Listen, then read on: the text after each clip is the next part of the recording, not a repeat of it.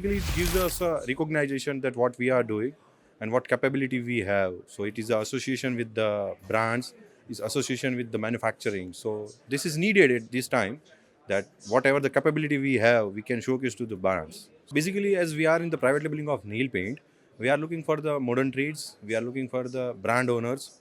So CMPL gives a platform to connect with them. So it's very easy for us to pitch our product to them. So basically, we started from the scratch. We understand the requirement. What are the possibility that we can create with them? What are the idea that they have? What are the market that they have? Based on that, we provide our solution from manufacturing to the final product. So that's why we create, every time we create a next bestseller. So last year we got one award. This year we recognized by 2 awards. So we are expecting that next year we will be with 4. So it is done like that. The color cosmetics and color is the main part. So every time customer is looking for something which is wow feeling, which they have never seen.